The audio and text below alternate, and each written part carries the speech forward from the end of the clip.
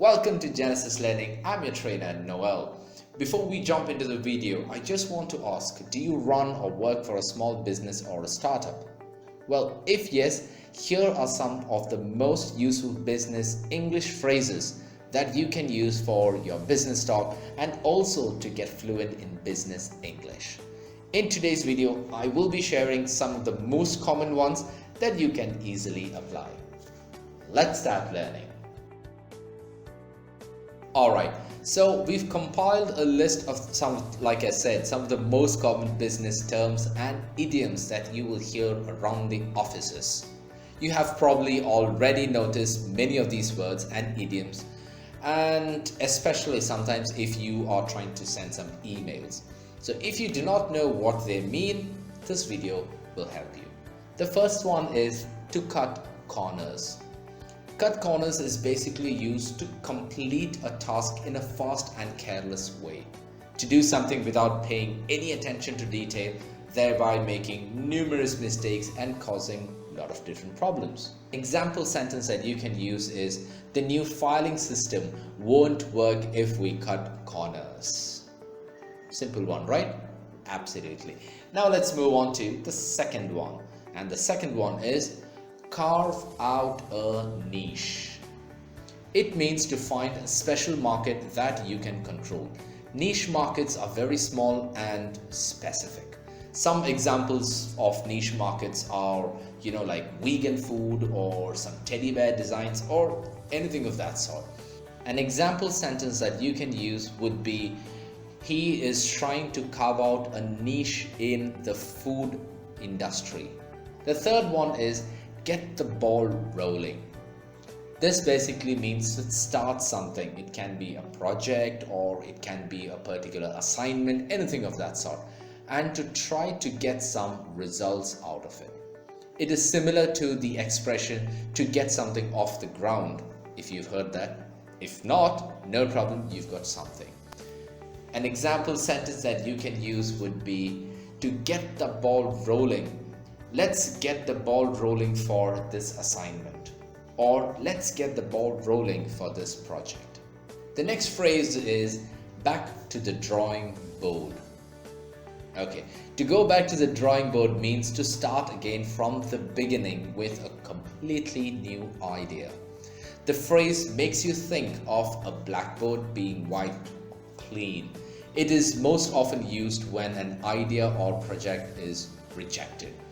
Okay, say suppose you have an idea and you presented it and the particular client or the teacher doesn't like it. Okay, so you can say the client did not approve the proposal, so we'll have to go back to the drawing board.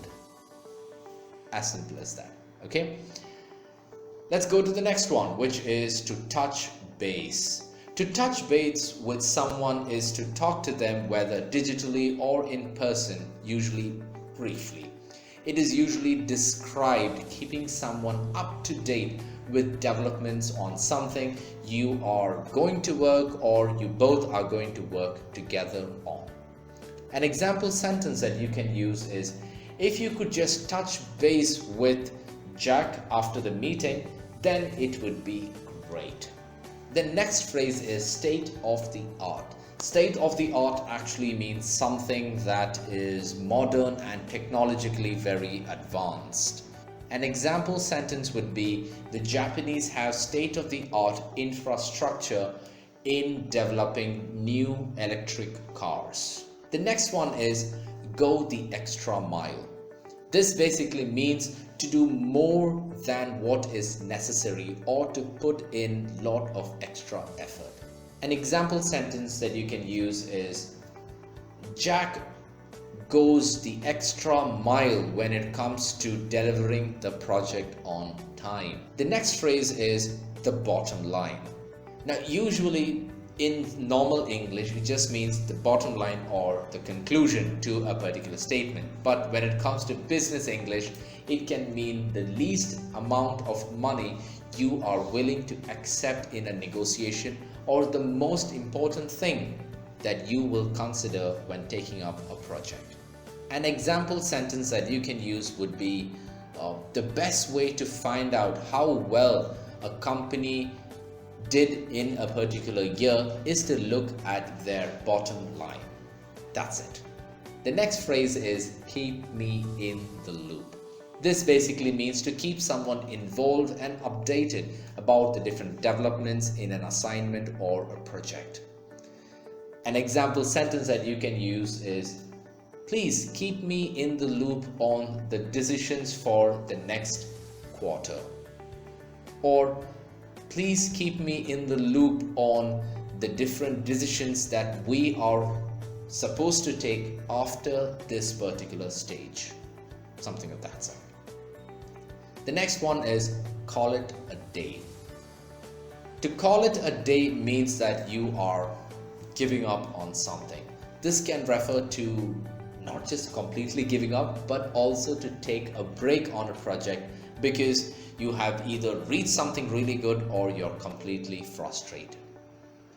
An example sentence that you can take is, okay, so we have done enough of the project today, let's call it a day. And now, since you stuck around for so long, I've got a bonus phrase for you, which is cut to the chase. Cut to the chase basically means to get to the point without wasting any time.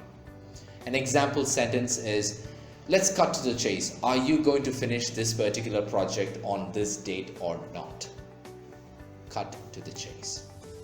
That's it, my friends, for today. If this video was informative, then all you have to do is like it and also feel free to share it with your friends.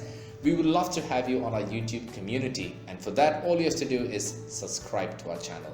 If you want some serious help with regard to learning in detail about business English, then all you have to do is log on to our website or use that contact form in the comment section to drop your contact details.